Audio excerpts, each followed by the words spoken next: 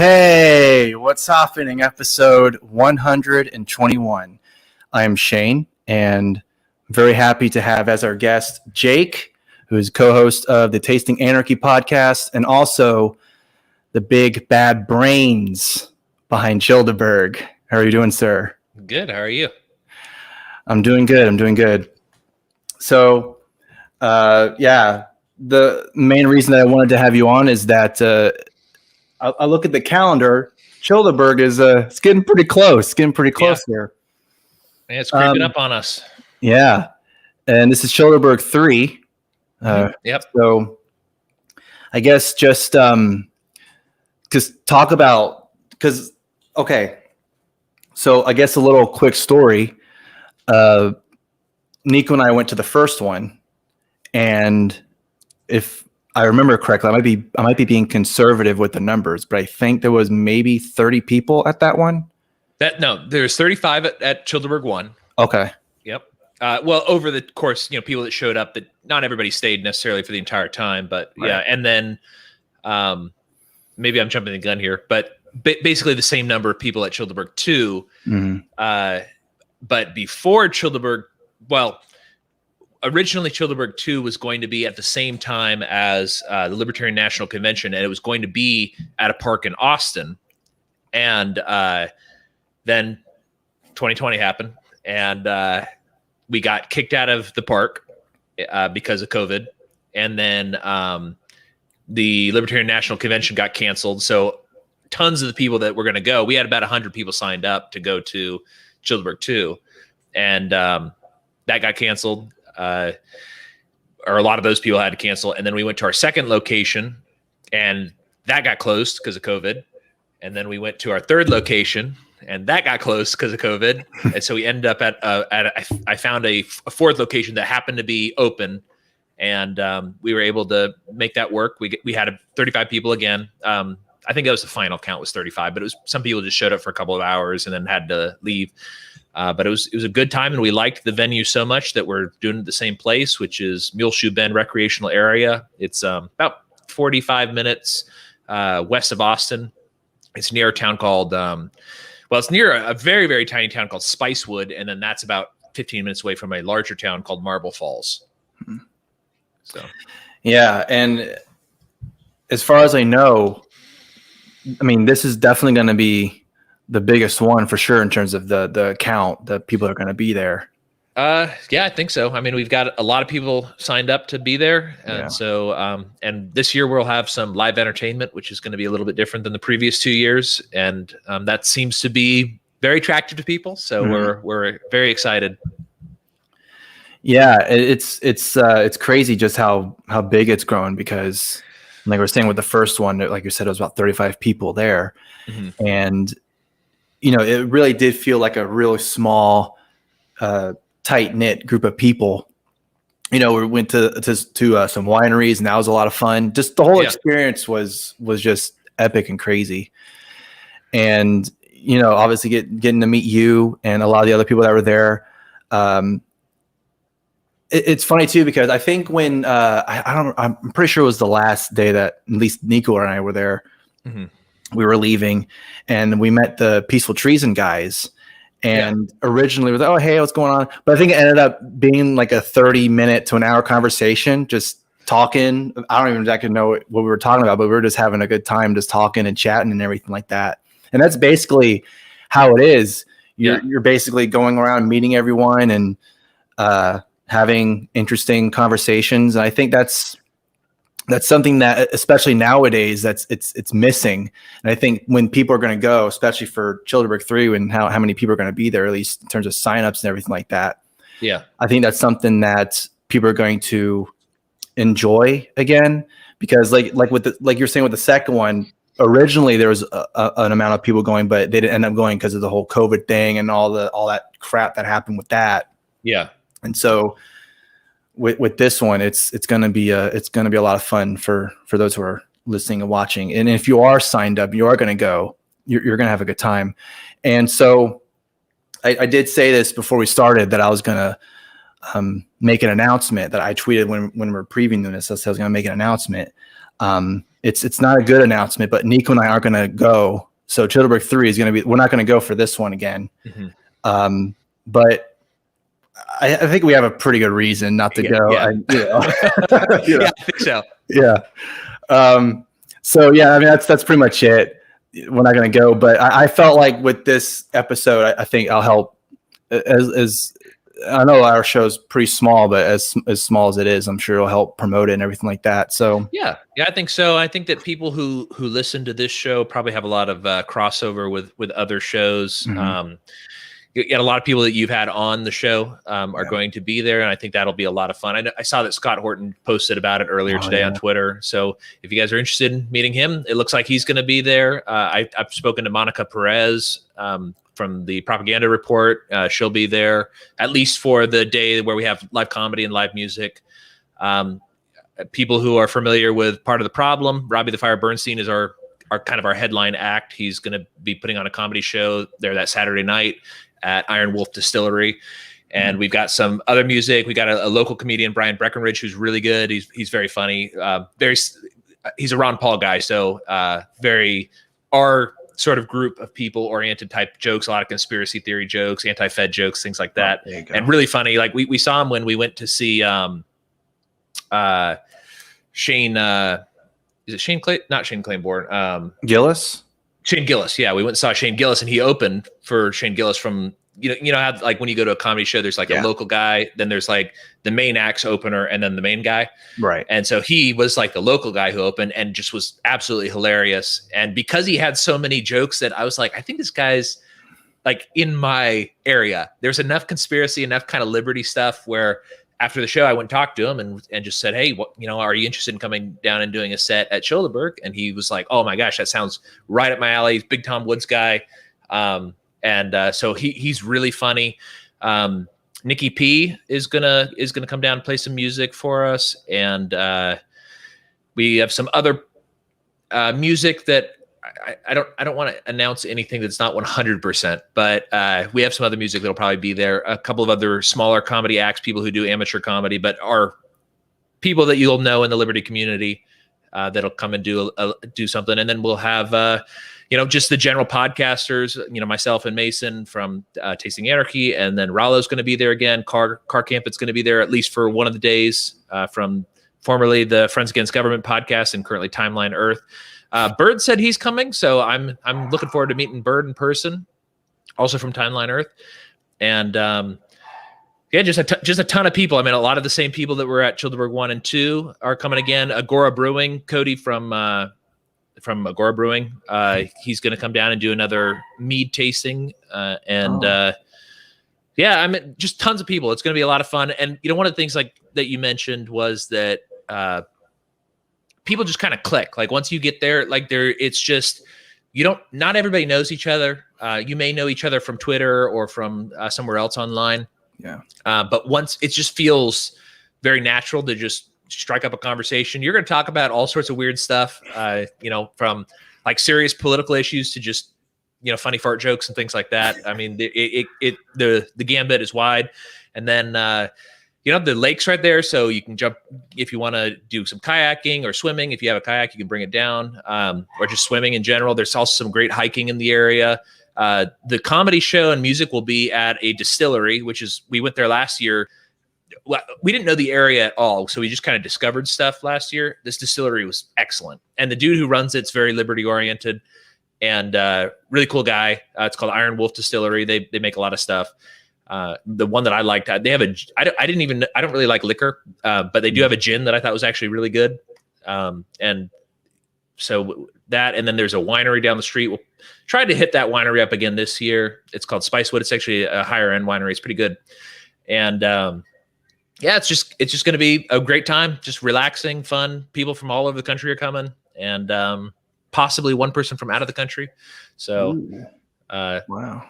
But again, I don't want to announce people who haven't said it already online. So yeah. And I know also, in addition to that, you guys are doing a to kind of help, I guess, fund the show or the event, I should say. I know you have like the freeross.org where you do a donation there. Can you kind of talk about that as well? Yeah. So as long as the costs of the event, I just front the money, and then as long as those costs are met, all proceeds above that go to freeross.org.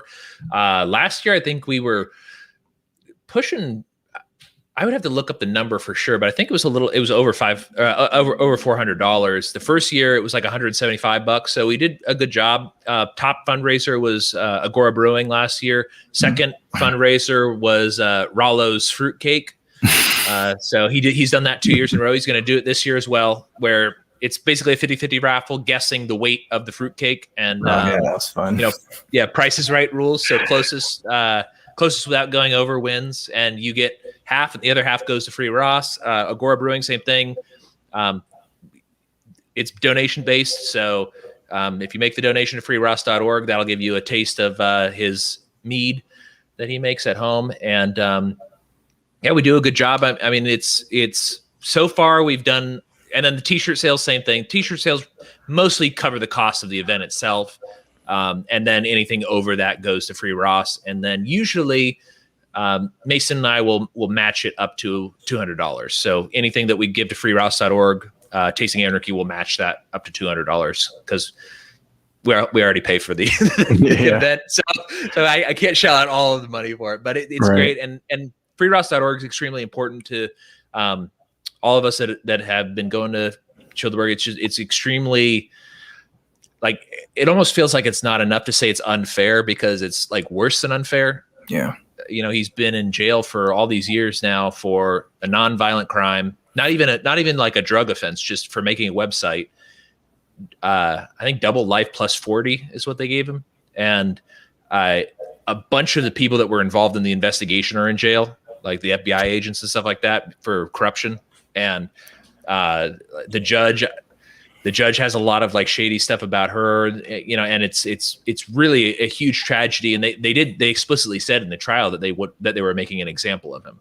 And so he's a political prisoner, basically, is that the government decided that what he did was so egregious that they needed to put him in jail for a young man, same age as me, put him in jail for the rest of his life, for the crime of making it easy for people to buy and sell things online.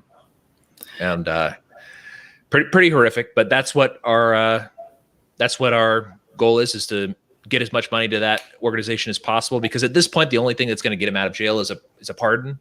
Yeah.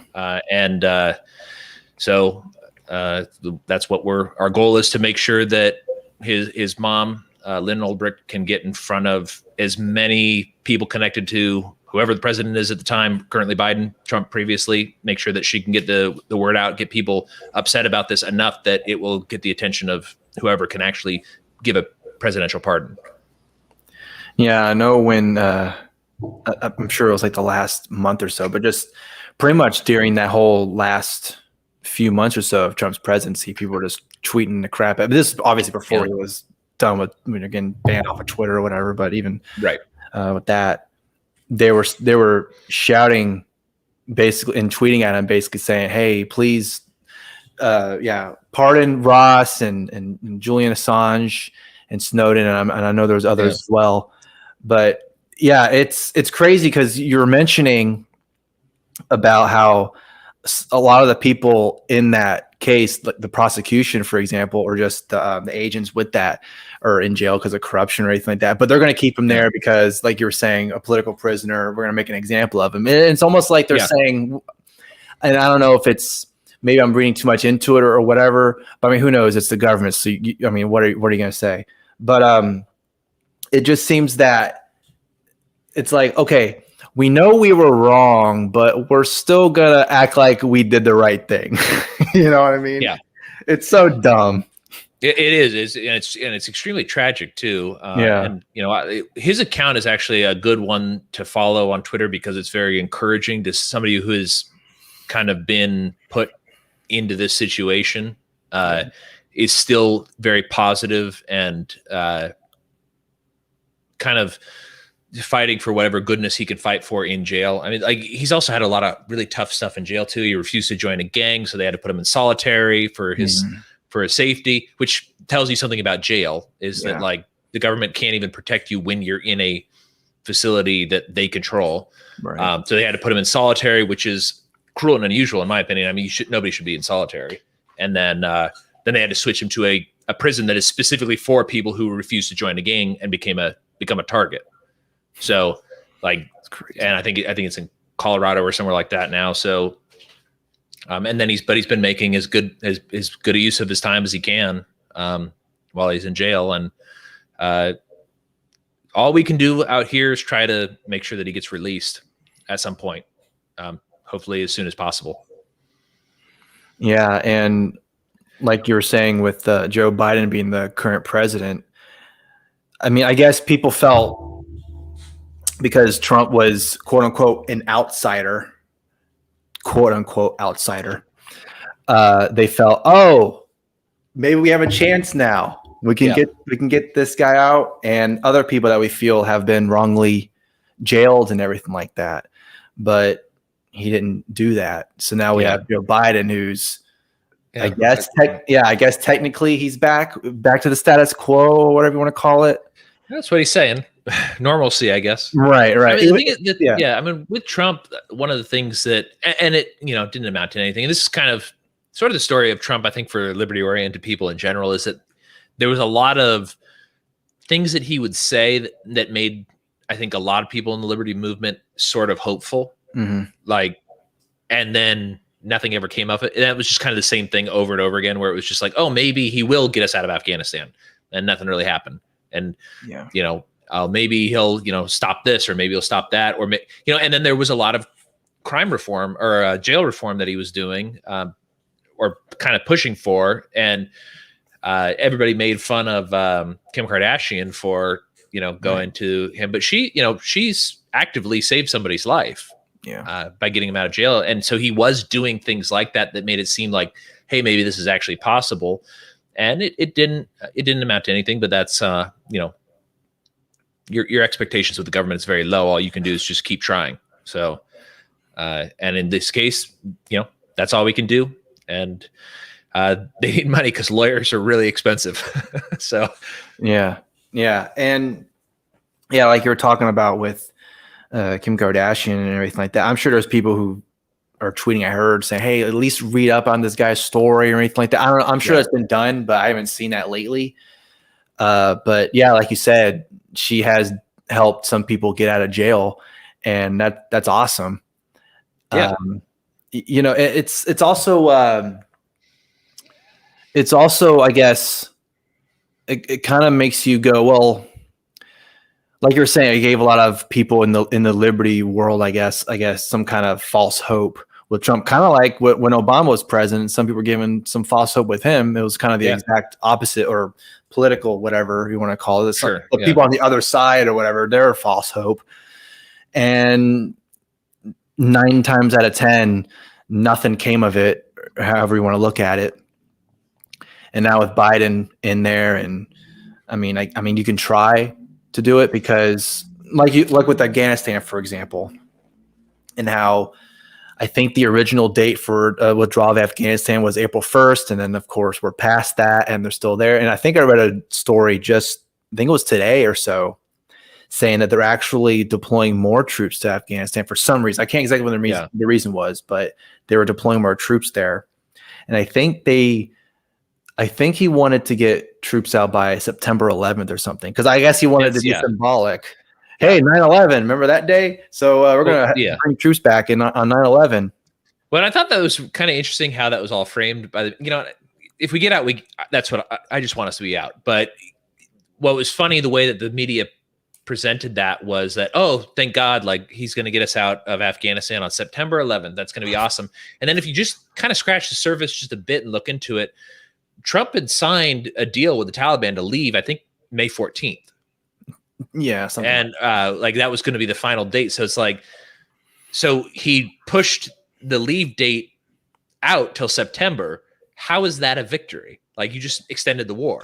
Like, but that's, that's kind of how things go, is, most people don't pay attention to things like this. And that's why we, they always say you have the government you deserve. And, maybe the American people do to some degree, but I don't think the Afghanis deserve to have the government we have. So it would be nice if we get out. I am extremely skeptical that we will leave. And you can already see the way that the way that the media is starting to present it is where they'll be like, they'll put an article out that'll be like, experts say leaving Afghanistan would be very detrimental to the transgender community in Afghanistan or something like that. It's like all 4 of them.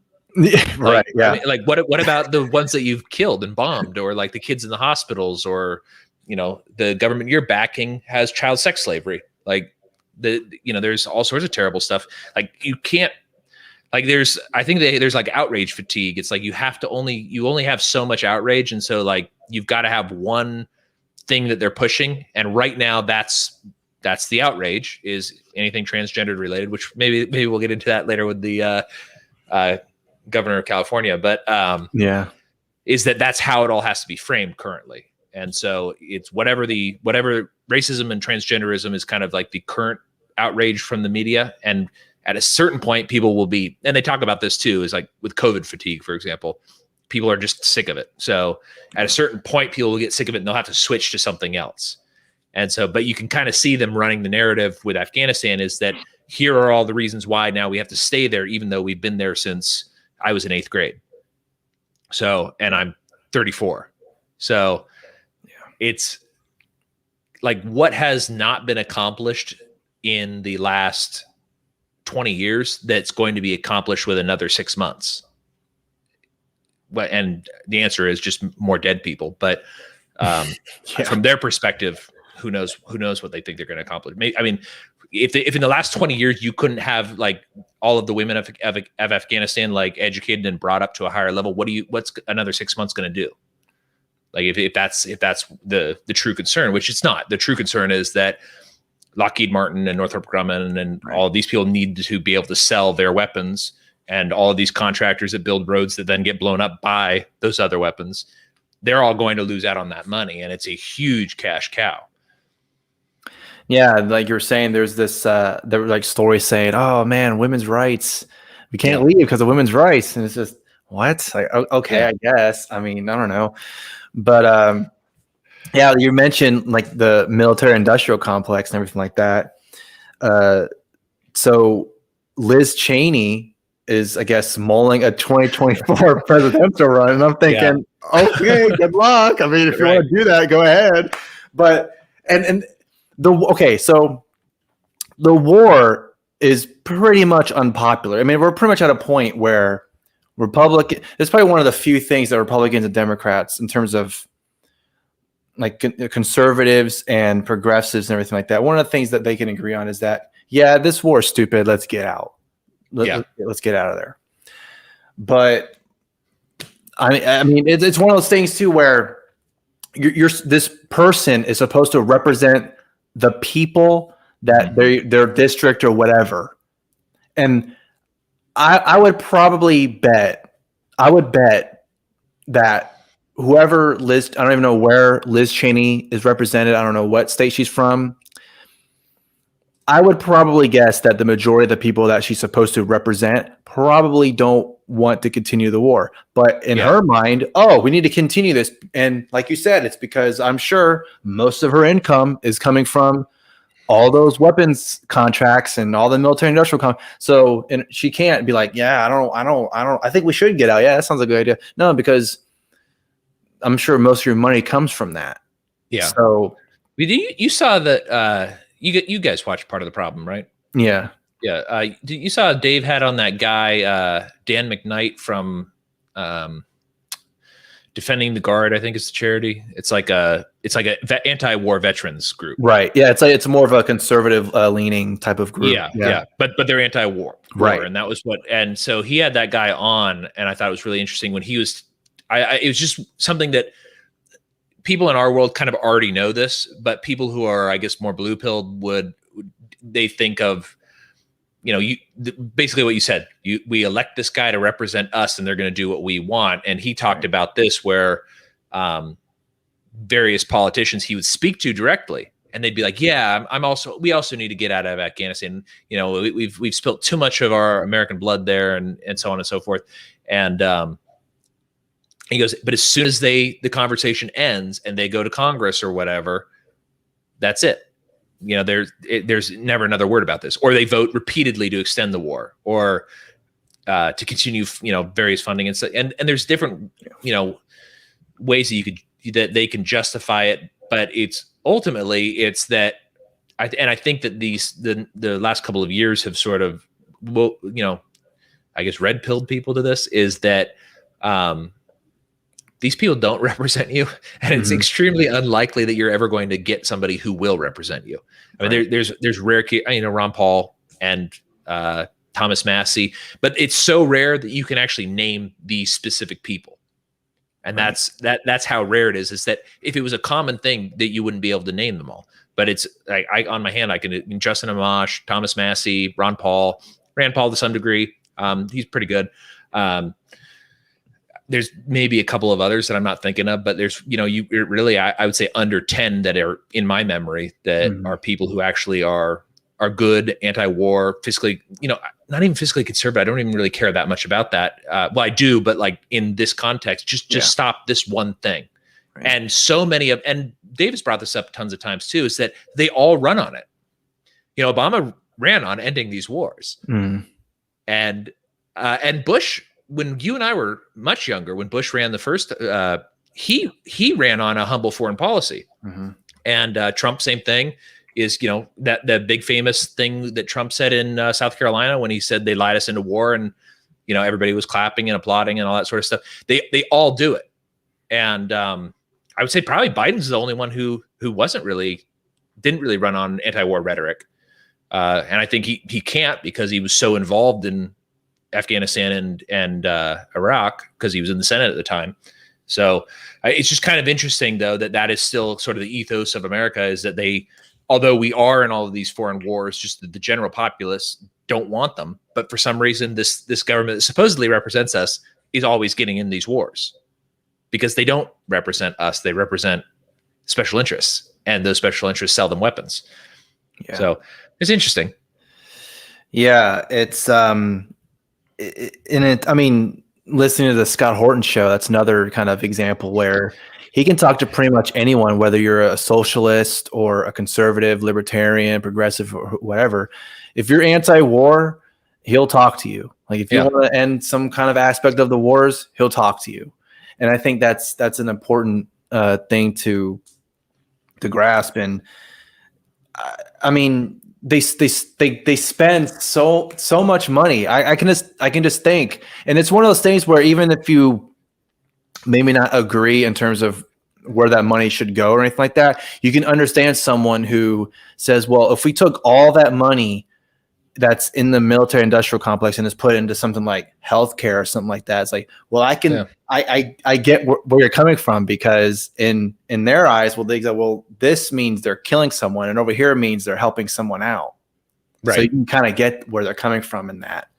And I'd be okay with that if you could guarantee me that the wars were going to end and they wanted to have some sort of like universal healthcare or whatever. That's fine. Just stop that one thing, and we can deal with domestic stuff later.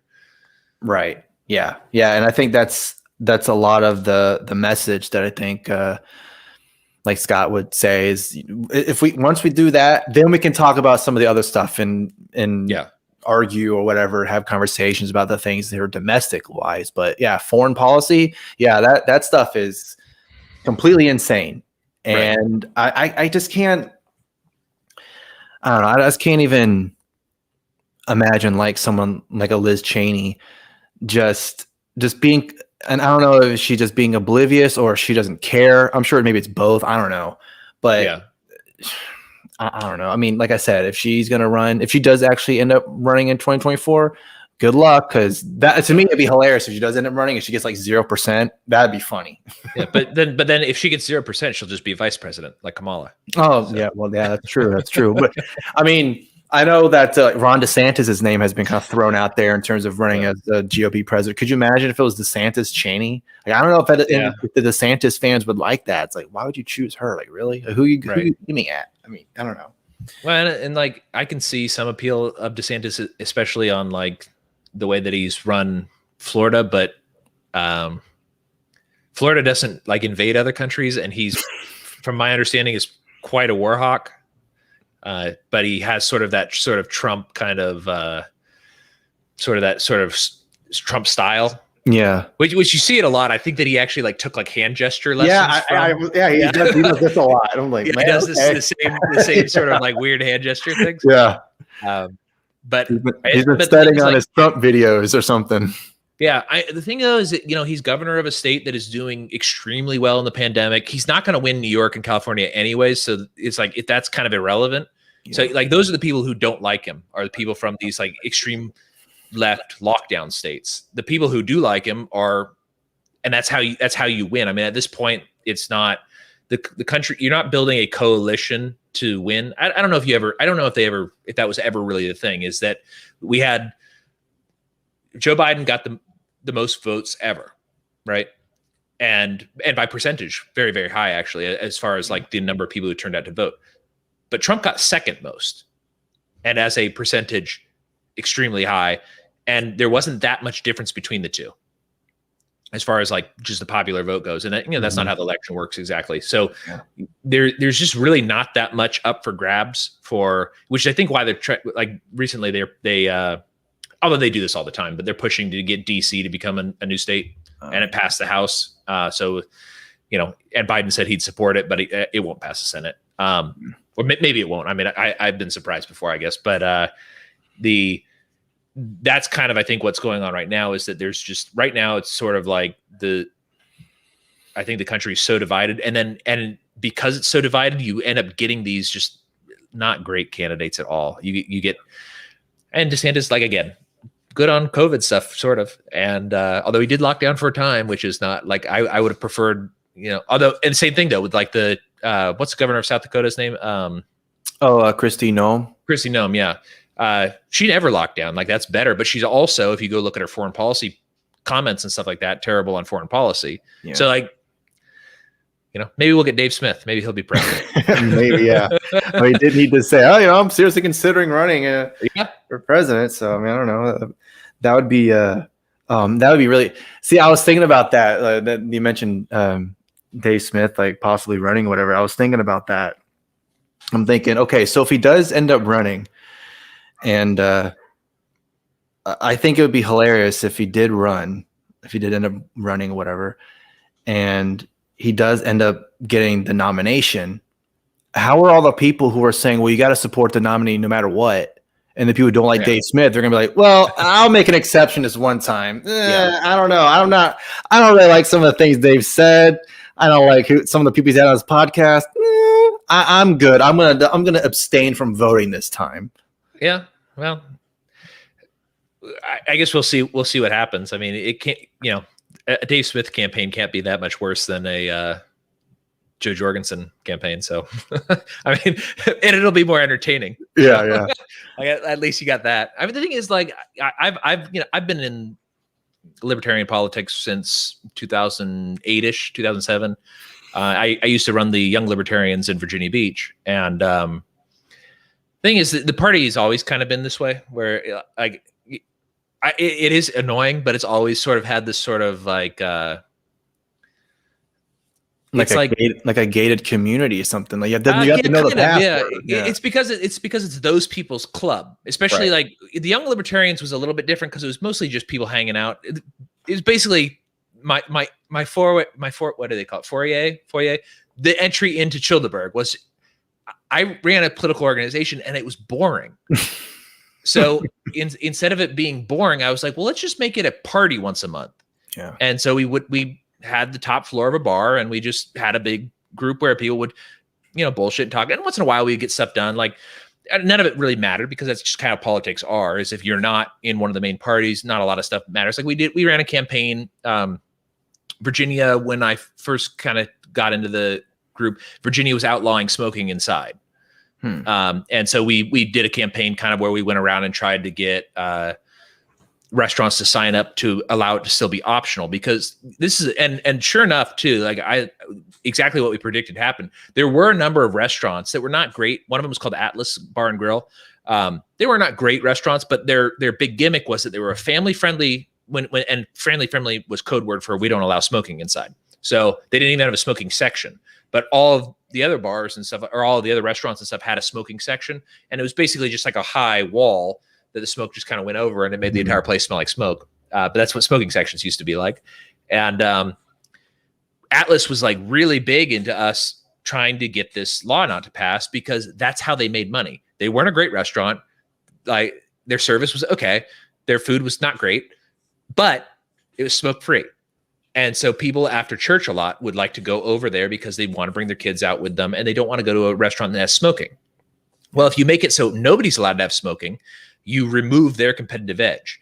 And our prediction was, if this law passes, Atlas will go out of business. And sure enough, it went out of business. It became like a froyo place or something like that. And good froyo though. But and then the restaurant that they competed with was Kelly's Tavern, where we actually had a lot of libertarian meetings. And they basically just took over what Atlas did. They had almost the exact same menu. I mean, it was just burgers, and it was like Applebee's type food. Yeah. And so that was one of the big political things we did. But most of that stuff, it's very discouraging when you're not making any difference politically. And it's not, I mean, the system is not really set up for a third party. If you think you're going to make political change, you can do what Ron Paul did and change a lot of people's minds and impact the overall political culture that way. And that's probably a better use of your skill and time. And running for president is one of those things that can kind of help with that if you have a good candidate. I mean, the Libertarians had Harry Brown, which was a really good candidate. And actually, I think Joe Jorgensen was his running mate in the 96, or was it 96? I don't remember which campaign it was, but she ran with him at one point. And but Harry Brown was kind of inspirational. But then, like, when I got into the movement, we had Bob Barr, who, is Bob Barr. And then Gary Johnson, who I actually think is actually not a terrible guy. His second campaign wasn't good. His first campaign, I thought, was good. And it did actually convince a lot of people when he didn't have a lot of media attention. It convinced a lot of people who were kind of borderline or didn't really like Obama, didn't really like, who was the second one? I think it was it Romney was the second one, or was Romney the first? Yeah, it was Romney. Yeah, so people who didn't like either one kind of were like, oh, this is kind of interesting. A guy who supports legalization of weed. And, you had 4 years of Obama, who you thought maybe he would be a little bit more lenient, but ended up being far harsher on it. Even after like California and places and Colorado and places like that legalized it. I mean, he had record numbers of raids and stuff like that on these places. So people who were very interested in those types of issues. And that kind of, I think, did bring people into the party. I mean, I always say this is that, people dog on Gary Johnson a lot, but he brought in a lot of people I know into the party.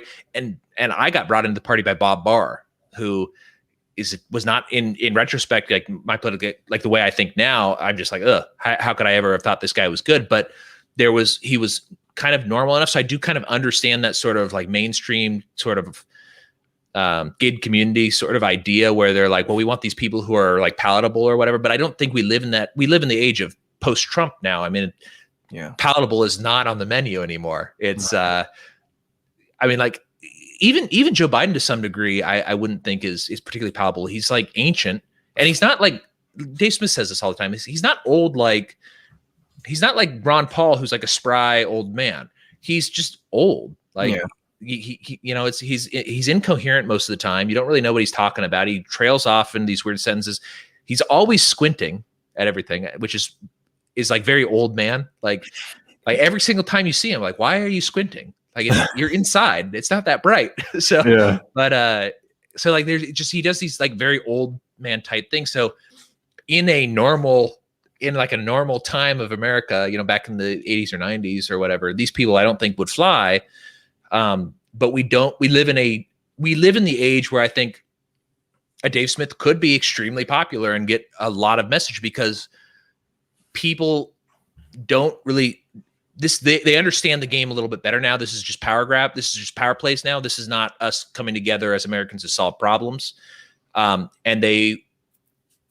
so they want to be entertained. And I think that's one of the reasons why Trump did very well. And then with Biden, it was just a figure like Trump is just so divisive. It's anything but that. And so you kind of get this. I think this is the time where it doesn't really matter if it's palatable or not.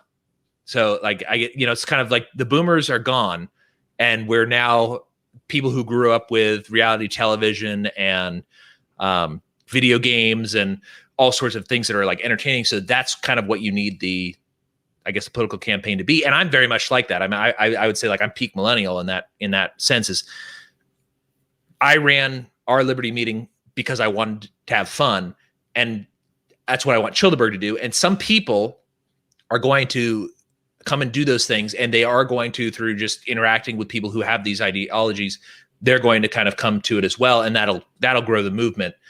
And I think for young people, that's extremely important. I mean, people were attracted to Trump because he's entertaining and he's fun. That's why it was a very youthful movement to get Trump elected. Like a lot of very young people involved in it, and people our age, which 5 years ago when Trump was running, we were both in our 20s, and it's just interesting. It's an interesting time. It's a very interesting time. I think the time is right for Dave Smith. That's the long and the short of it.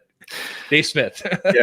Yeah, and like you were saying, like pre-Trump, you would get Bush, and I mean, I guess Obama had the energy too back in that time, but that's true. Obama energy.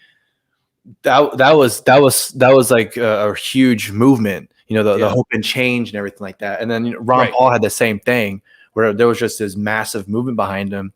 And then of course there was probably some shenanigans behind him not getting the nomination, and people or like news organizations not showing the numbers that he would get. Oh, he got second place. Don't show him. Just show first, third, fourth, and fifth. Yeah, everything like that. And then.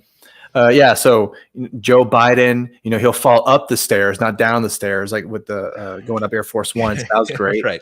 But like Donald Trump, I mean, how old is he? Like 1,000? But he acts like he's still in his 40s, where he's just still moving around, and he did all those all like the tours that he was doing, his campaign or whatever, when the second one. And I mean, he was going to city, boom, boom, boom, boom. It's just like, man, this guy, I don't know what he's doing, snorting cocaine or something, but this guy's got a lot of energy. I don't know what's going on with him. But post-Trump, it seems like you need someone, that is just not boring.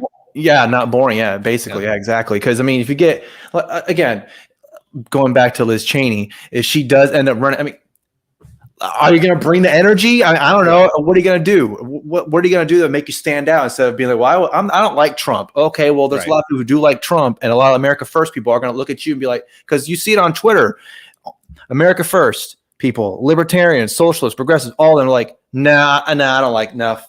Fuck this lady or whatever. But that's why I think it'd be funny if she does end up running, and then she gets. But again, she might end up being vice president like Kamala Harris because I like her. So I don't know. Yeah, it's really interesting how unexciting so many people in politics are, but they still get in there, that's kind of why I'm always suspicious about elections in general. That's why like when all the stuff was coming around that the Stop the Steal stuff, I was like, it's plausible. I was surprised that Trump got elected. So although I did win money on it, I did bet on that. So, but yeah, there you go. So I felt like I had some insight. It's like, oh man, I got money on this, so you better win. I mean, if Dave does end up running and he gets the nomination, there's like that cynical side of me that wants to see all the people who don't like him, see how they're going to react. Yeah, and I think, and I don't know if that's like the best way of looking at him running and the whole campaign in general as a whole. But it'll just be funny to see how people would react. And this is according to him. And I'm not going to say I know 100% because I'm not in that world in terms of like the numbers or anything like that. But I'll see tweets, he'll retweet, hey, I used to be a Bernie bro, whatever, but listening to you, like just recently he was on Joe Rogan. I listened to you on Joe Rogan's, but I was like, oh, you make some good points. Whatever. I think I'm a libertarian now. Or I didn't know I was a libertarian, but then I heard you talk about it. I agree with everything you said. I think I'm a libertarian. All right. There you go. And I think he'd make that point too, where he's because people will say, well, you only bring in alt-right people, whatever. But you see a lot of the, like I was just saying, Bernie bro, or just left wingers in general. They say, hey, actually, what you said was cool, and I like it, and now I'm gonna sign up to be a part of the Libertarian Party. Yeah. And I mean, whatever you want to say about that, that's good, because I know there's people out there who just say this, just go in the GOP, and I think because that's already it's part of the two-party system. It's already in there. I mean, Ron Paul, for example, he didn't run as a libertarian in 2008-12. He was a Republican. Right. And I'm sure that was a strategy to him, because he's saying, well, I already tried the libertarian route. It worked, but it didn't work that well in terms of how my message got out there. And now people call themselves libertarians because of that whole 2008 and 12 campaign from Ron Paul. So yeah, look, you can see this, like even people like who I would not consider a libertarian at all, like Ben Shapiro often refers to himself as libertarian, and it's like, well, not really, but but it which maybe that's not good. I don't know, but it's sort of like it's sort of entered the American consciousness that being a libertarian is and there's people on the left too who do this. Rubin talks about it all the time, and he's kind of a lefty guy who's kind of moved over toward the right, I guess. But like people who used to be just kind of normal people are kind of like now going like, and I think it's mostly because of Ron Paul are going like, well, this is just like people who want to let people be left alone. And once we can get to that point, maybe we can hash out these other things that, they support either left or right. But sort of like what we were talking about before is like, let's just stop the wars, and then we can talk about these other things afterward, but let's just do this one thing. And then, we can maybe, the libertarian can present itself as a third option. I'm not hopeful in that regard. I think that a strong libertarian party is good for changing the mentality of America. And I think that's kind of what Ron Paul did, although he did it through the Republican Party, is changing this idea of what's going on. There's enough ripple effects on that and enough people kind of seeing what's going on that I think that's what a good libertarian candidate could do, especially in a crazy election. If the next election, if Trump runs again, the amount of media attention that's going to be put back onto the Libertarian Party, just like with Gary Johnson, during Trump versus Hillary, is people kind of going like, people already kind of think of the Libertarian Party as being sort of an alternative Republican Party. And to some degree, I think that's a little bit true. Although there's a lot of very left-wing people in the Libertarian Party as well. But if Trump runs again, they're going to try to put a spotlight, I think, on the Libertarian Party. This time they just kind of completely ignored it. And I think it was because Trump had such a solid base that they didn't think the libertarians would peel anything off of Trump, but they might have peeled something off of Biden if they'd given any attention to Joe Jorgensen. Yeah. Because a lot of stuff that the libertarians were sort of running on in the previous election were, I would say, more left-wing things. Like they weren't really touching a lot of the Trump issues. And, that's for better or for worse. I don't know. But so I think that's kind of what, Dave always talks about this, and I think that's accurate, is that the 2016 election was a extremely missed opportunity, but the 2024 election may be a very similar situation, especially if Trump runs again. Biden's not running again. I mean, I don't think it's a numbers issue like his age. It's just he can't run again. I don't think he's going to make the entire 4 years. I've already predicted that he is going to make the entire he's going to do his whole first term. But yeah, I mean, if he runs again, I mean, I don't know what are they going to do, is have like strings on him. Yeah, he's still snippy, he's still moving around. Right. I mean, once in a while I'll see him give a talk or something. I'll be like, oh, maybe he's not as far gone as I thought. And then you'll see him do something else, and you're just like, no, he's not there. Like, he's gone. Yeah. Yeah. Like in the debates with Trump, people were saying, oh man, I can't wait for him to mess up. He's going to mess up really bad. And then you see him, he's like, it wasn't that bad. I mean, if anything, Trump just talked too much. He kept interrupting him, in that first one, that kind of probably screwed him up with that whole thing. Well, even in the Democratic debates, I thought it was kind of like he would just trail off. And he does that in speeches now. Like one of his earlier speeches, like he had all those papers and stuff. And like several times during the speech, he was just like, let's, Yeah, he would just he would say, "Yo, yeah, so I don't know, let's just whatever." Yeah, basically, like he's just, I'm old. I don't have time for this. Right, did you see that? I guess they were doing some world leader meeting or something like that. It was like over Zoom, and he's the only one wearing a mask. But not even Trudeau was wearing a mask. Like, really? Yeah. Come on, man. That's like, yeah, exactly. Come on, man. But that's how you know. Yeah. That if Trudeau's not wearing a mask while they're doing a Zoom meeting, I mean, come on. Even Trudeau knows not to wear a mask while you're doing a stupid online meeting. Yeah. Really? Yeah, I don't know. It's a weird world. It's clown world. So yeah, for sure. Yeah, I think 2024, in terms of just that national presidential election, it's going to be interesting. Whoever ends up being the nominee for all the parties. I mean, even the Green Party, because they'll still bring up Jill Stein's name up. So, well, she also screwed up Hillary Clinton becoming president. I mean, I guess 1% really is that important or whatever. But yeah, I think 2024 is going to be interesting for sure. And I don't know. I think, I'm sure Amash's name will be up there too. People will probably want him to run for to be the nominee for the Libertarian Party. I don't know. It's just going to be fascinating, whoever it ends up being.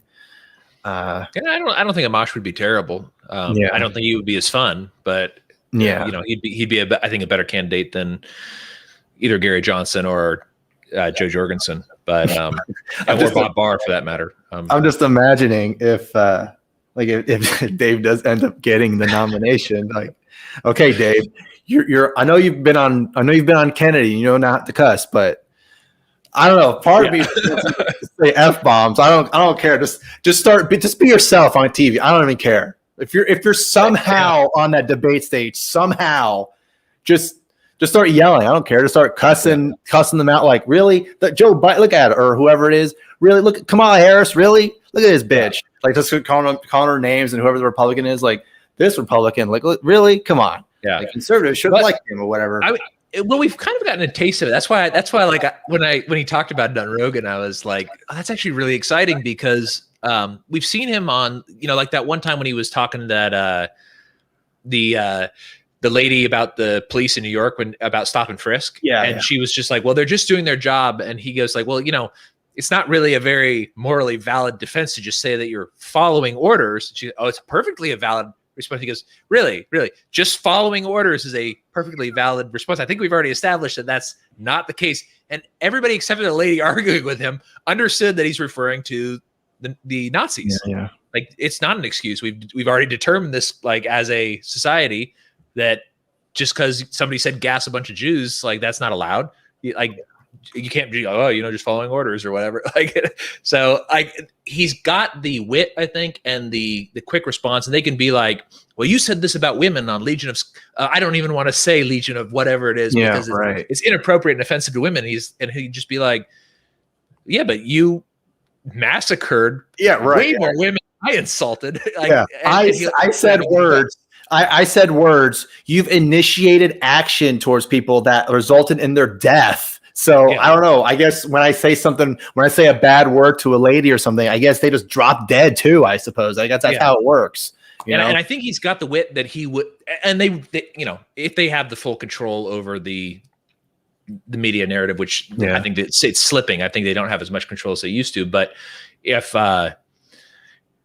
by some miracle he was on a debate stage with those people, I think it would just be absolutely hilarious. And I think he's got the wit, he's got that comedic timing as well, because he's a comedian, and I think that's kind of what people need to just make a fool of the mainstream parties. And that's kind of what Trump did to some degree, was he just made a fool of everybody. I mean, you remember when he was running, and it was like nonsensical when he was like, Rand Paul brought up like legitimate criticisms or whatever, and he's like, why are you even up here? You're at like 0% in the polls. What's up with your hair? Yeah, exactly. Like things like that, where it's like, look, I can make fun of your looks, so believe me, there's plenty of material there. It's like, It's like, and it's like, and when you're watching it, you're just like, this is absolutely hilarious, but it's also completely nonsensical. But if you have somebody who also has like a core philosophy and has that comedic ability, they can make those types of jokes, but also turn it into basically being like, yeah, but you're a mass murderer. So like I say mean things about, whoever, but you kill whoever. Like it's and they can't say, no, I don't. It's like, no, of course you did. You voted for Iraq. You actually sent those people to die. Yeah. And you sent those people to go kill those other people who, like in Yemen, are the poorest people in the Middle East. Yeah. So, and I'm sure he would probably get a lot of donations from military veterans saying, I agree with this comedian guy. I think he's making a lot of sense. And again, with the whole representing thing, all these people are supposed to represent saying we don't want this war to continue, but I'm going to continue voting for it because my name is Liz Cheney and I can do whatever I want because I'm a Republican, whatever, screw you. Yeah. Yeah. Well, it's also not like a professional comedian has never become president of a country. Like the president of Ukraine, Zelensky, was a professional comedian. He's very funny too. My wife watches him.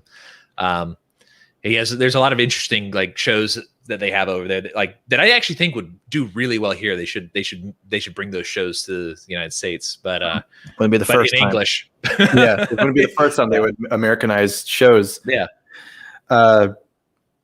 So okay, I guess kind of going back a little bit, and speaking of comedy, there's going to be a recall election. Looks like against Gavin Newsom, and a certain someone is going to be. I think it's pretty much official now, right? Or is it? Or she? Or I think she said it publicly, so I think that like the interest is official. Okay, yeah. So yeah, Caitlyn Jenner is apparently going to put her name in there, so that's going to be funny. So I know when Arnold Schwarzenegger, they did that. I think it was a recall election or a special election or whatever. Yeah, that was when Gray Davis got recalled because of the whole. I think was it because of Enron? I can't remember what the scandal was, but there's a huge scandal about energy, and that was what got Gray Davis recalled. Yep, and then Arnold Schwarzenegger won, and I don't even know what happened with that. I think he won, I believe. I'm not really sure. Yeah. So he was governor for the remainder of that term, I think, and then he won a subsequent term. I think that's correct. He was governor. I was actually not living in California anymore when he became governor. I lived in Virginia at the time, but as far as by California standards, he was an okay governor, I guess. I mean, it's California, so pretty much whoever you get's not going to be great. Thank you for voting for me. I'm happy to be governor of California. Thank you. That's pretty good. That's a pretty good impression of Arnold. But yeah, so it's gonna be funny seeing one celebrity, Arnold, being governor, and then if Caitlyn Jenner ends up winning, there's another celebrity. I mean, so Donald Trump was president, that was a celebrity. Arnold Schwarzenegger, celebrity. Ronald Reagan, celebrity, he was president. That's right, and he was governor of California. That's right. I guess if you should be governor of California first, then you can become president, because people were throwing it out there about Arnold Schwarzenegger running for president, but that never materialized. Well, he can't. You have to be a natural born citizen to be president. Right. So they would have to amend the Constitution. But, right. Yeah. I think there was some talk about maybe we should do this because we like him, but it never happened. Yeah. But yeah, it'll be because also there was talk. I guess people want because I think Matthew McConaughey is also possibly going to run for something in Texas. Supposedly he's floated the idea, or I don't know if he has or if people around him have floated the idea of running for governor here, which I don't know anything about him. Maybe he'd be all right. And then Dwayne "The Rock" Johnson also possibly running. I don't know. I'll say this about The Rock: he's got the charisma. He's definitely got that, but I think he'll just be so milquetoast as a politician because he just wants to be friends with everybody. Yeah. I really don't know anything about it. I mean, the thing is, when it comes to, I think, political office, the person that wins has to be extremely charismatic. That's why celebrities do very well usually in things. Right. And also the name recognition helps a lot. once they get into office, if they want to have like a successful thing, they would just have to bring in people who know how to. This is kind of why Trump didn't do well, actually, is because he doesn't know how to run anything. This is kind of why you get this permanent bureaucracy in government, is that people get in and they don't really, A, the job is too big for one person to do, and B, most people don't know how to do that. So that's why you kind of get a lot of the same people staffing from administration to administration. They don't really rotate people out a lot. I mean, like, although it's not exactly the case because it's the Federal Reserve and it's a little bit, but Jerome Powell is a Trump appointee, but he's still chair of the Federal Reserve. And then, Janet Yellen was an Obama. Well, actually, no, she was an Obama appointee, but as soon as like her time was up, then it was Jerome Powell, if I recall. And then I think she's in with Biden now too. She's Treasury Secretary, I think. Yeah. Because there's two like Treasury people. One is like the person that signs the dollars, and the other person actually has power.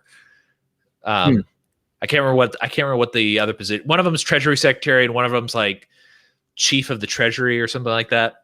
Yeah, it's on like the bill where it says the Treasury Secretary, and it says their name, and it says Treasurer of the United States or something like that. Yeah. I think it's one of those. Yeah, I don't remember exactly what the position is. Which, by the way, has been a woman in that position since 1946. So, very progressive of America to have a person who signs things. There you go. Your signature looks better than mine because I'm a man. That's probably why they did it. They were just like they have really good handwriting. Let's just get one of them in there. Right. Man. So, it's gonna be that'd be hilarious if Caitlyn Jenner. I think it's like a crisis of conscience for people in California on the left, is that Caitlyn Jenner, from what I was reading online, is billing herself as a Trump Republican, but she's transgendered. Yeah. So if you're a progressive Californian, do you support them because they're LGBTQ plus, or do you support them, or do you not support them because they're stylized as a Trump Republican? It's almost like, which one's more powerful, my hatred towards Trump or my identity? Yeah. And it's like, because see those memes all the time with like, which button do you press, and the person's like sweating it out or whatever. It's like, how do you know which one to vote for? Which is, I mean, honestly, like if I was in a situation like that, that's the only reason I would do it, is just to mess with people. It would be like a great troll. As far as like political, politics go in California, I just don't think it matters that much who's governor, because of the way that the legislature is there. It is so heavily progressive Democrat that even if you have a Republican governor, you can kind of tie up some stuff, but it's, for the most part, it doesn't make a difference. That's one of the reasons, the Jefferson movement, which is the movement of Northern California to split off. That's one of the things that they are always arguing, is that Northern California, I don't remember exactly how many representatives they have, but because the population is so low, like in the part of California I'm from, there's fewer representatives for like the entire northern part of the state than for like one small section of Los Angeles. And it's just because if California is split along the lines, I think the Jefferson would only have like 2 million people. It's a very rural. I mean, California is a mostly rural state. It's just that LA, San Diego, San Francisco, and Sacramento to some degree make up the rest of the population. I mean, LA is the second largest city in the country, I think. They're pushing 15 million people, I think, in the greater Metroplex. And so it's a huge, huge area. And then San Diego is only a couple of hours away from that. And San Francisco is actually it's actually surprisingly not that big, although their Metroplex is fairly large. But it's the way that the politics in California works. This is the plan of Jefferson is basically to force California to admit that it's ungovernable. I mean, there's more people in California than in Canada, and Canada has multiple provinces. So the idea is to force so California also has referendums, which is a little bit different than a lot of places. So there's some sort of degree of direct democracy. And so if you can get a referendum on the ballot to force at least every county having one representative, I don't remember the exact numbers, but it's something like the California legislature would be like 4,000 members if they did it that way, which is ridiculous. Like having a legislature of 4,000 members makes no sense. And so that idea is for them to be able to then approach the federal government and say, the state's ungovernable. It needs to be split at least into 2, preferably 7. And if you split it into 7, I guess the advantage is that you would have an uneven number. So you would split it along party lines so that Republicans would get a couple of the states, and then Democrats would get the majority of the states, so that you would still have the same number of representation as kind of how it currently works in the Senate. I mean, because the state really could be split into 7 easily, and it would still some of those states would still be among the most populous states. So, yeah. And so there's a lot of quirky things about California that make it kind of an odd place. But it's also an extremely, extremely progressive place in the metro areas, and an extremely sort of conservatarian place in the rural areas. So very, very farm. And I mean, like the main industries in the county where I'm from are like logging and farming and ranching, that kind of stuff, like rural type jobs. And there is there's no real city there. Actually, I guess Tahoe's kind of a city. So, and Tahoe's extremely progressive as well. So, and then, then you get places like up by Reading. Reading is kind of a conservative city, but it's a city of like 10,000 people or something like that. It's very, very small areas. And so it's kind of an interesting state, because you do get a lot of people who are extremely, extremely conservative from these kind of more rural areas, and then people who are like ultra progressives from like San Francisco. And so it makes it a weird place, but because of the way the population is distributed, there's my dogs. People in the rural areas basically have no representation in the state legislature. So like almost all of Northern California only has like 3 legislators. And so it just kind of makes it makes it a weird place. If they do get a Republican governor again, which Arnold was, it's going to be a California Republican, which even Ronald Reagan at the time was considered a very, from like the era that he was coming out of. In our minds now, we think of him as a very conservative figure. Mm-hmm. But in that era, when he first kind of came in, he was considered sort of a compromise candidate by a lot of people, because he was from California, which was a little bit of a different state. It was more of a Republican state back then, but it was California Republican, which is, at the time, I wouldn't say it was progressive necessarily, but it was a little bit more libertarian, I guess, would sort of be the way that it was thought of. So it didn't really conform to the other Republicans. And now the Republicans don't really conform with the rest of the, like they don't conform with like Texas Republicans, which is a very different thing. Yeah. And that's, that's just the way the state is. I love the state. I wish I could move back, but it's not a place conducive to personal growth, I guess, or financial success. Yeah. And everybody's leaving. I think that there was, maybe I'm thinking of New York, but I think they were saying that California at this last census lost some seats. Oh, yeah. That I might be thinking of New York, but I know that a couple of the very blue states lost representation, and I think Florida and Texas picked up several seats. Yeah, it's something like that. Yeah. Yeah. And that was actually another really interesting thing about the way that California is going. And how like a lot of people in Texas are going like, don't California my Texas kind of thing. Yeah. Well, it turns out that they've been doing some like research on this, and again, California Republicans are not really the same thing, but it's that the people that are leaving for the most part from places like New York and from California are actually Republicans. They vote Republican in those states, so those states are just going to become more blue. And the theory is that the Florida and Texas are going to become more red, especially with the Trump movement. Republicans have always been really good at expanding what like white is, and Trump did a very good job of being very inclusive of Latinos, kind of being brought into this. At the turn of the century, Italians and Irish were not white, but at some point they needed to build the larger coalition. The Republicans started integrating these other groups of people into it, and Asians to some degree have been integrated into that. So there's now this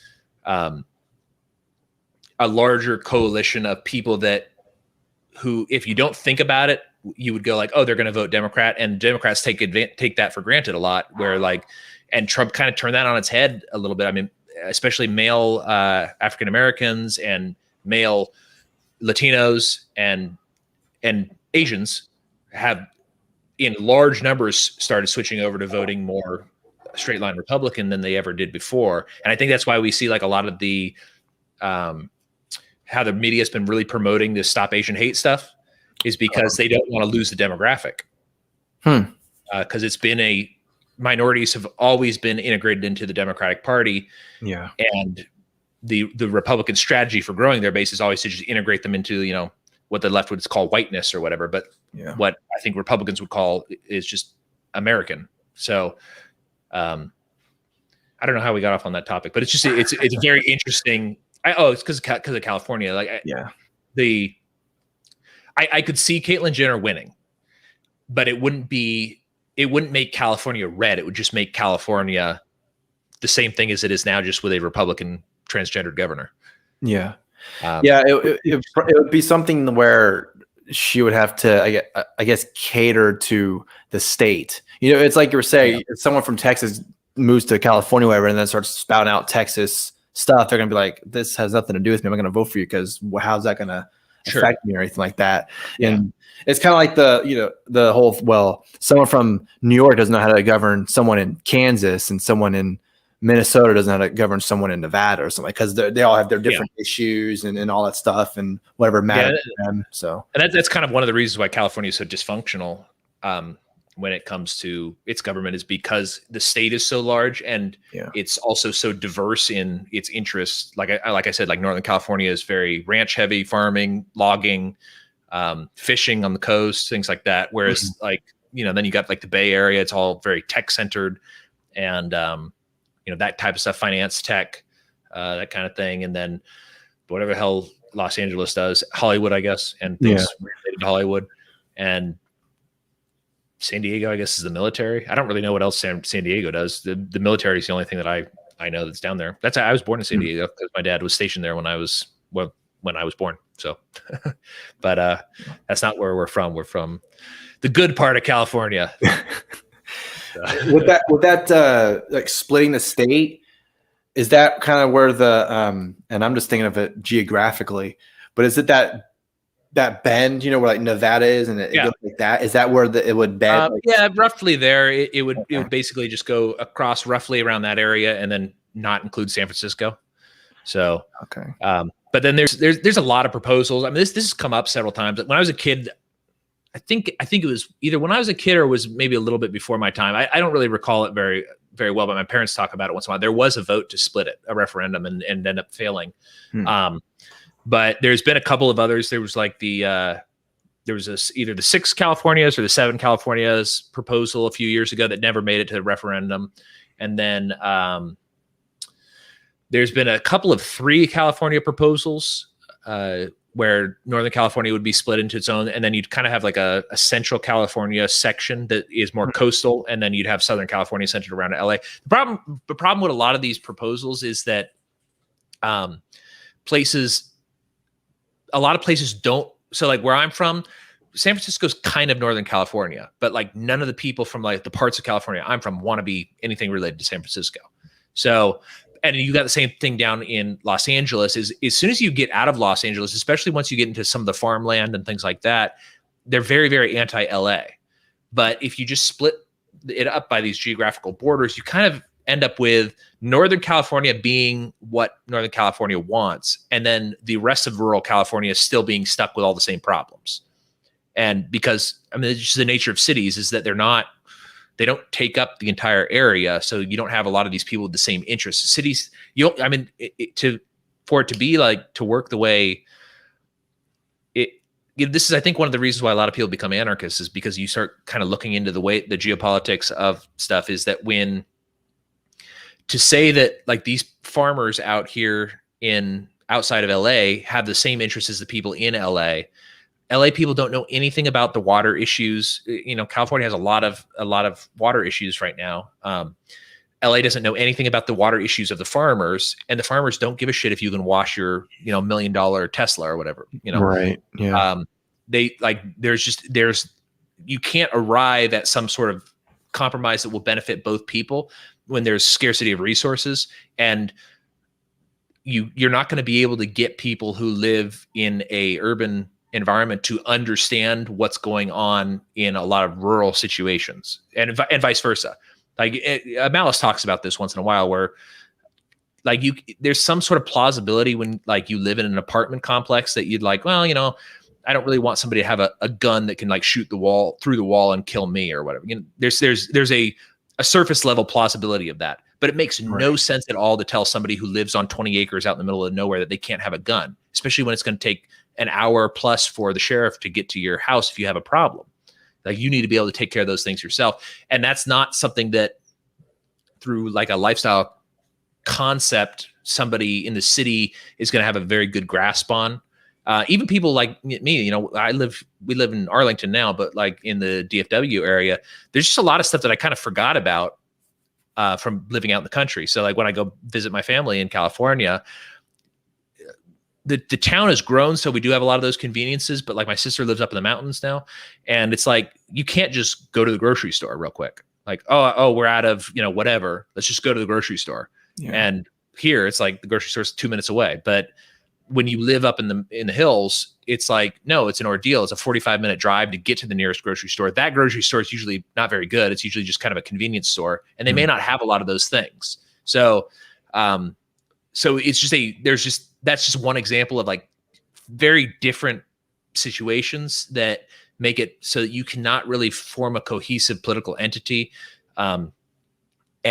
And that's kind of, I think, what's happening with California and why it's extremely dysfunctional, and other reasons too. I mean, like, I think that the progressive policies are also terrible, but as far as like people agreeing one way or the other, is you're just not going to get it. They just do not live the same lifestyle. The state is too big. There's too many people, and the people live in such different ways that it's just not governable. I mean, like, I see more cohesion and like ideological cohesion in Texas than in California. Like going from here out into the country in Texas, to me, is not as extreme as going from San Francisco to where I'm from in California, which is, 3-hour drive, I guess, or two or 3 hour drive. It's not that far, and it's just a very different world. Whereas here, like if you go from Arlington out to like a small town or whatever, it's still pretty normal, or pretty Texas. I would say that the city's a little less like that, but it's still, there's, I think, a little bit more cohesion when it comes to just being able to understand somebody else. Whereas in California, it's so different, and I mean, have you ever been to San Francisco? No. It's wild. Like, it's a beautiful city. Well, not anymore, but it's got a lot of cool things, but it's like, it's just a very bizarre place. Seattle's like this too. It's just like, I'm sure there's like suburbs and stuff like that they're basically the same as here, but just more left wing. But just the cities themselves are just so weird. And like San Francisco and Seattle, I always and Portland too is like this. It's like they're always trying to like out bizarre each other. Yeah. Just like, it's kind of, Austin, I guess, is a little bit like that, where Austin's like, they kind of want to be along that same sort of like keep Austin weird slogan. Yeah. But they've got nothing on San Francisco. San Francisco is it's like just another world. It's weird. Yeah, like you were saying about how just a 3-hour drive from a major city in California to somewhere in the middle of nowhere, it's completely different. It's that divide, I guess, between city and country, or rural versus like a big, highly populated area or whatever. And it's kind of that. I'm pretty sure it's an argument, so correct me if I'm wrong on this, but it's like that argument where that's why instead of just a United States of America, everyone gets to vote for who the next president is, whatever, because your vote matters and everything like that, because this one person is going to represent 331 million people, however many people are in America. Instead, it should just be one. You are your own country.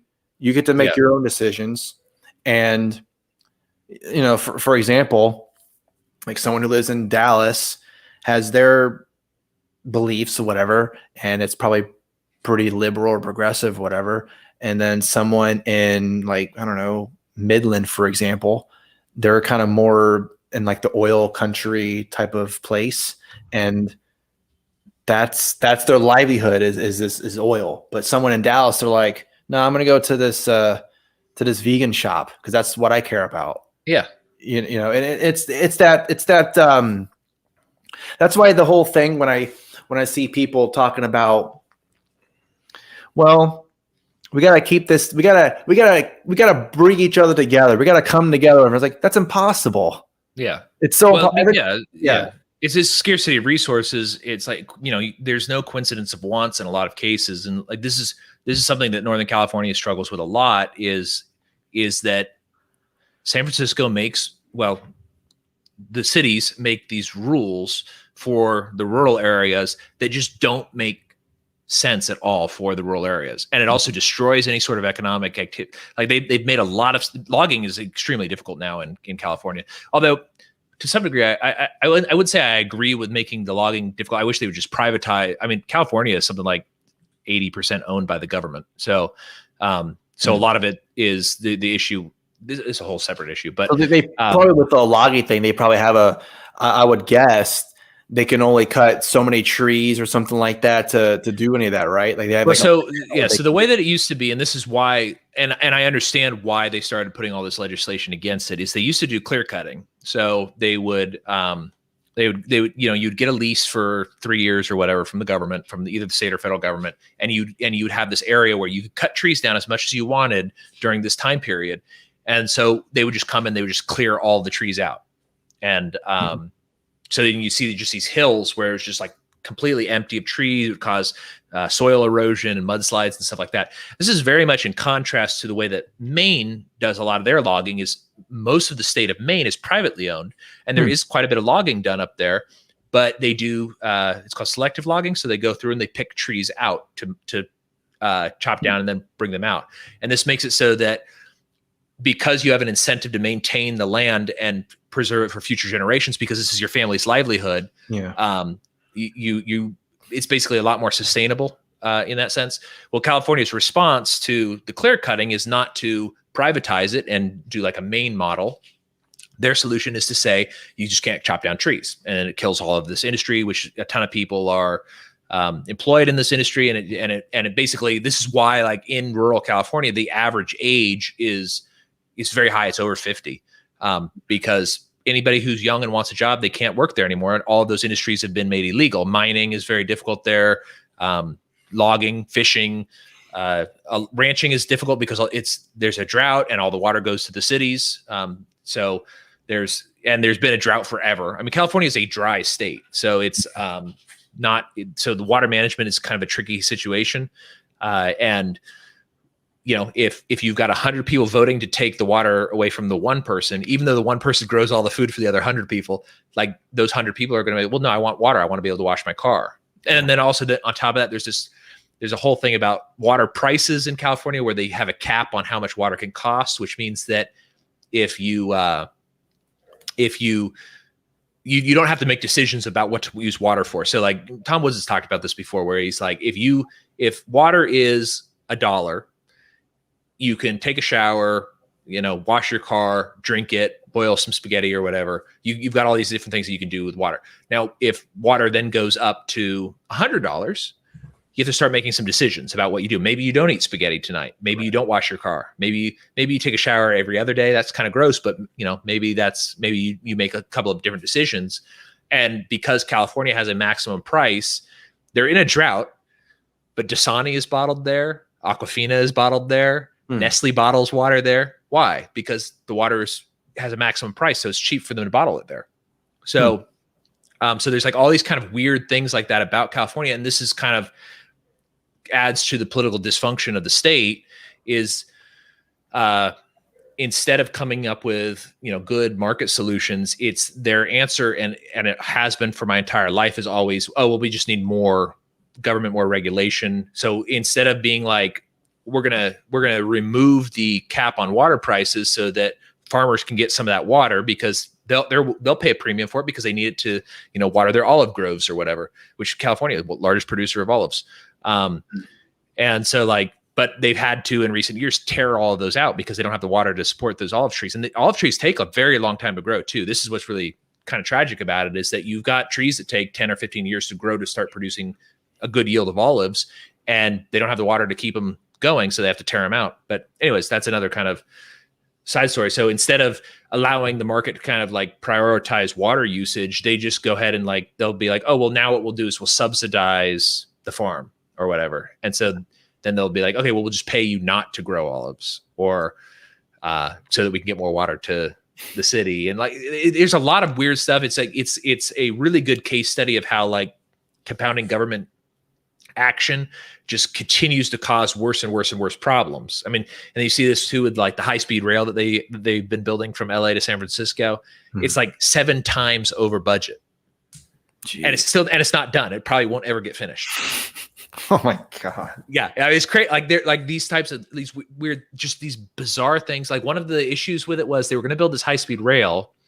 And then I think they built 90% of it. And then they realized when they were almost done that they'd used the wrong gauge of track, that the track that they were using can't actually run a high-speed train. I like how they realized 90% after it was done. I don't know if it's 90. I might be exaggerating, but it's some crazy amount of the whole thing was done to do it. And then then they ended up eminent domaining 7 times the amount of land that they actually needed. And so they had to pay out all these people, because you have to pay them market price plus a certain amount when you eminent domain something. A lot of these people didn't want to move, and then they end up not using it. So then they sold that to land developers in the various cities to build suburbs, basically. So they're tearing out all of these farms. It's just a weird thing. So and this is, I think it's just a really good example for people to look at. Maybe I need to start putting more California Next Style stuff out, because it's a really good example for just how, it's not even just I don't want to take the kind of conservative approach that if we could just get the right people in and make the right policies, we could solve these things. Oh yeah.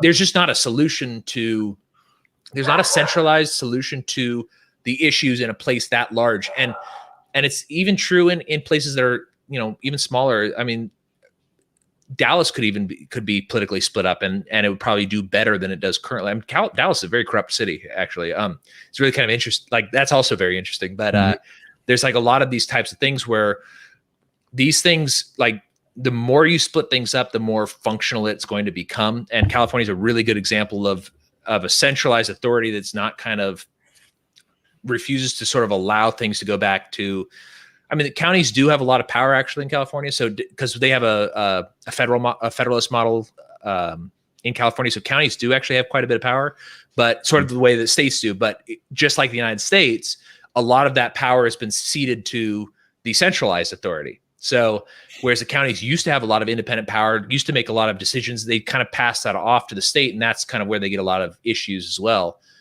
So that's very different than a lot of other states. Texas, I don't think has that kind of model, where in California, counties are very important. The county seat makes a lot of decisions and stuff. And because it was for, I think 2 months or 3 months, it was a republic. So it was its own country for a little while. Not for very long. Yeah. Jeez, that's crazy though, how they could be making something or whatever there. And then, yeah, I hear say they realized they were using the wrong railing or anything like that. It's just I mean, I don't know how they would test that or something like that to make sure. Maybe let's see if the wheel or whatever the rail track fits this. Oh, it doesn't fit. Continue building it because we need to get this done. You know. Well, and that's what it was. One of the biggest proponents for the high-speed rail has switched and is now campaigning completely against it because of how expensive it got. He thought it would be a really good idea, but he said once he started getting into the weeds of it and working on it, he just realized nobody really cares about this job finishing, and there actually being a functional high-speed rail between San Francisco and LA. What they care about is contracts that are around building this. So if you get a contract to somebody who has the wrong gauge track for the trains fit on the track, it's just because of the way that the track is, you can't run the trains at that speed. You have to run them at the normal speed. So one company puts these in, they sell out of their tracks or whatever, and then they go, oh, mistake, we got to switch this out. Well, now you get to pay another person to tear all those tracks out and put the new train tracks back in. So everybody gets to scratch everybody's back. That's all kind of connected in this sort of thing. And then California is a very heavy union state. A lot of these workers are unionized.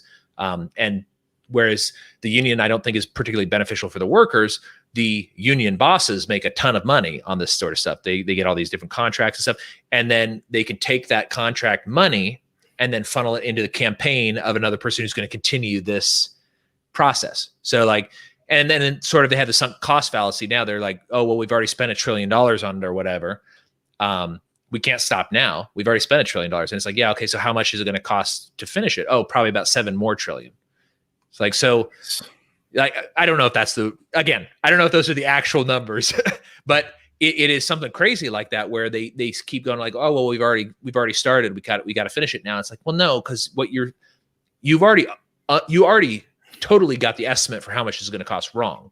Yeah. And then another thing that they didn't factor into this high-speed rail, which I think is really funny, is that because each community along the track has their own little governments and their little fiefdoms with their own politicians that have to get some of this money, they've negotiated stops all along the way, right? So if you have a train that's supposed to go a certain number of miles per hour and it has to stop every couple of miles, there's no point in it going fast because it's got to stop a whole bunch of times. Like, so it's never going to be able to get up to maximum speed unless you make bypasses. So then that's another proposal. Now they're going like, oh, what we want is like, if the train is going to go to this place, we want it to be able to like go off and stop while this one's going faster. So you can have the express to San Francisco.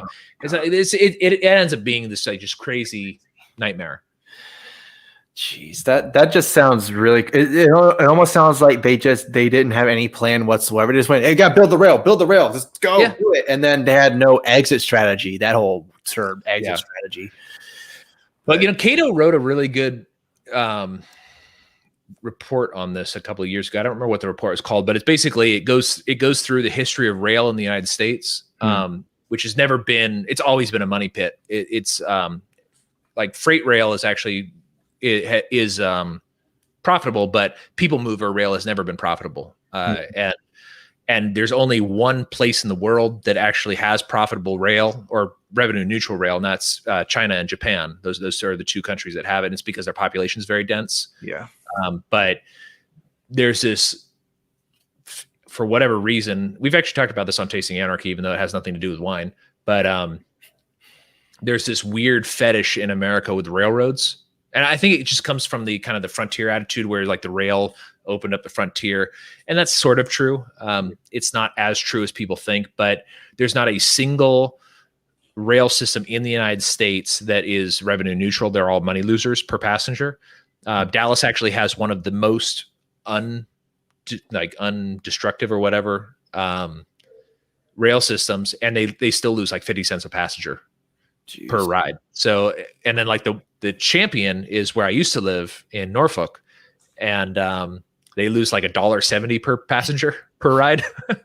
So, and then the old champion was actually nearby where I used to live in California, which the Green Line in Sacramento used to be one of the biggest money losers. It was like $1.50 per passenger loss, and nobody rode it. That's the other thing too, is it loses so much money because nobody rides it. That's kind of the problem with. So, and I can go on for hours and hours about these stupid things, but it's like, so if you're subsidizing automobiles by building roads everywhere, and then you're also subsidizing rail, these are competing forms of transportation. So it would be like if Coca-Cola was subsidizing Pepsi, but also producing Coca-Cola. So it's like you're basically making it so that you're going to lose money regardless. You're going to lose money on the subsidy, plus people are going to buy the other product. And so in the United States, there's a subsidy to the auto industry in the form of roads. I mean, this is a big scandal in the early 1900s, or not. It used to be that people walked on roads. And then the auto industry and the tire industry and the gasoline industry and all these people started lobbying the government to make roads exclusively for cars. And so that's why like in New York and stuff like that, you don't really see people walking around on the road. They're always on the sidewalks and stuff like that. But it used to be that people just kind of walked in the middle and cars had to like figure out how to navigate without running people over. And then that lobby continued into like the Interstate Highway Act and stuff like that. These are all huge subsidies to the auto industry. Like we may not get around by car in the United States if it wasn't for the interstate highway system being built. And then that's compounded by you get the interstate highway system, which then makes it so that people can move further out, which is a subsidy to land developers who build suburbs. But it then makes people have to use more gas, which is sort of a subsidy to the oil industry, which is also, greasing the hands of tons of politicians. So you've got all of these things that kind of stack on top of each other, where the government kind of comes in and forces you to socialize one product with roads, which then ends up being a money funnel into a whole bunch of different industries. So, you've got huge companies like GM and Ford and that sort of stuff, but then you also have these huge oil companies where if the United States wasn't consuming that much gasoline, if we were in more compact areas, the only people who would have cars and stuff, and then travel would be a lot slower. There's a lot of conveniences and stuff that come out of it that really is part of the American way of life. Is we are car culture, and we've been for a long time, but that's really predicated on this idea that the government's going to build all these roads everywhere. I mean, there were roads that were private. I think the New Jersey Turnpike was private when it originally, and then it got seized by the government. But there were private roads. But if GM and Ford and all that sort of stuff were in like a free market, they would have the Ford highway and they would have the GM highway and that sort of stuff. And that would be built into the price of your car, not built into your income tax bill. So like, there's just a lot of, actually it's not even built into your income tax bill. They print the money and they tax your gas, which is also because we're getting rid of gas cars now as a subsidy to another industry. Supposedly we're going to get rid of them. Now they're going to work on this mileage tax instead of a gas tax to pay for all this stuff. Yeah. Trying to get the electric cars out. Yeah. That's a big loser. Yeah, it's interesting that you're talking about all this road stuff, and I'm sure with all the railroads and everything like that, your tax dollars, I'm sure, are still going into that. I don't know how much it is, because I don't know how much any of my tax dollars is going to whatever. I don't know. I have no idea. That's the whole problem with it. But the rail, so passenger rail, like Amtrak uses commercial rail lines, but the commercial rail lines were subsidized. So have you ever seen the movie Hell on Wheels, or the TV show? It sounds familiar, yeah. Really good, actually. But this was kind of a lot of cronyism in the beginning, but they would pay the rail companies to build rails out west. This is like one of the big scandals of actually the Lincoln administration. It started with him. This is Lincoln paid a bunch of people to massacre the Indians to get them out of the way for the rail. So, and are you telling me that Abe was not honest? Oh my gosh. And his campaign was like largely funded by these big industrialists and rail companies and stuff like that. So anyways, that was one of the things that he did besides the Civil War, but was just basically massacring all these Indians out west to make room for the railroad. And so with the rail, they got these deals where they would get a certain amount of money from the federal government per mile of track laid. And then they would also have first rights to access the land that was around those rails. So like any savvy businessman would, they, instead of building the rail like this, they built the rail like this. That's up, down, up, down, up, down. And they would basically make these like really bizarre, government funded rail things. When it would probably be more convenient just to go straight. They decide, some turns there and some stuff there. It's because they could get more land rights that way. And then also because per mile track, they would get more money. So, so they do that. And if you go look at like private lines, private rail lines, like Virginia Beach had a pretty successful private passenger line and freight line. But if you go look up like in parts of Canada and parts of Alaska and stuff like that, there were private lines that didn't have any government subsidies, and they're very straight. They just go very straight. They blew through mountains and stuff like that and just made a straight line. Whereas if you look at like the ones that were government subsidized, they wind around, they go here and there and here and there. And then they built all these artificial cities everywhere, which a lot of them are ghost towns now, but they would be like stops on the rail. And a lot of them were water stops. So they would be near water because you had to put water in the steam engines. But they would basically, these rail road barons would get all this first access to the land, and then once the rail got there and it was a stop, they jack up the prices on the property and then tell everybody, hey, this is this great farmland that you can come out here and buy it from us, and we'll give it to you for real cheap. But they were actually selling it for like 3 times the amount that it was worth. And then a lot of times it wasn't good farmland. People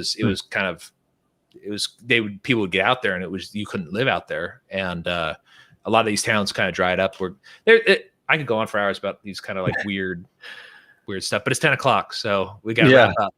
Yeah, it's crazy though, all that stuff that you're talking about, just some of the things that I guess you could say are hidden, but when, like you're saying, kind of dig more into it and look at the weeds, it's just, it's crazy, just the amount of cronyism that's pretty much in any industry you can think of. I'm sure there's some kind of pretty much cronyism, you know? I guess it kind of gives credence to the whole Obama, you didn't build that, because the incentives are there for you to start businesses that have infrastructure support, right? But just because the infrastructure support is there because the government distorts those markets doesn't mean that that's the appropriate industry. Like, I mean, we may not even, if they had never subsidized roads in the first place, we may not even be talking about electric cars right now. We may get around in a totally different way, you know, but that's sort of the problem with the counterfactual issue is that I can pontificate and make up all sorts of stories and things like that about what might be, but I have no way to show that that's what it would be. So, and I mean, there is sort of a counterfactual to it, I guess, is that, you know, in lots of places in Europe, they didn't put a lot of money into the roads, and people do travel by rail quite a bit more there. Although the one profitable rail system in Europe was the British rail system, and then it was made public. The government seized it like in the 90s, I think, and now it's a money loser also. But that's just one of those kind of weird things where it's like when you're talking to people about these types of things, where you're like, well, the government shouldn't do this, but like they see with their eyes the road is built, but there's no way to see what could have been if that money had not been taken away from somebody and put into roads. Like, we may have a totally different way of transport. Like maybe we would fly more often, or maybe there would be a lot more small airports and people would fly from airport to airport. Who knows? Well, I guess to end this whole thing, as Eric July elegantly said, fuck them hoe-ass roads. Yeah. But anyway, thank you so much, Jake, for coming on. And, you know, these kind of conversation that we were having, this is the type of stuff that, you know, at Chillderburg, just having these really interesting and great conversations. I mean, you can go in all sorts of different directions, just like the train tracks apparently. Yeah. Well, and you know what? And the people who go to Chillderburg, most of them are a lot smarter than I am. There's a ton of people with just so much knowledge that go there. It's a lot of fun just sitting by the fire and just listening to people go. And there's one conversation about Bigfoot there, and one conversation about, you know, legal policy in Sudan or something, you know, some weird thing. And people know about this stuff apparently. So yeah. And so everyone that's watching and listening, if you do know about Chillderburg or anything like that, I would highly recommend going. Like I was saying at the beginning, it's a lot of fun. And like I was just saying too, with the conversations are pretty much endless. You pretty much talk about whatever you want. You don't have to worry about anyone being like that. I'm sure some people agree or disagree, but that's the whole point. It's just, it's really fun and everything like that. But anyway, go let everyone know where they can find you and plug whatever you want. Sure. At Chillderburg on Twitter is where I make announcements and things like that. You could also go to chillderburg.com, sign up for the newsletter, and buy a t-shirt. That's what helps pay for it, or give a donation. And then if you want to listen to either one of the podcasts, Californian in Exile is at Californian in Exile. Or I don't remember exactly what my Twitter handle is, but you can search California in Exile. It'll come up.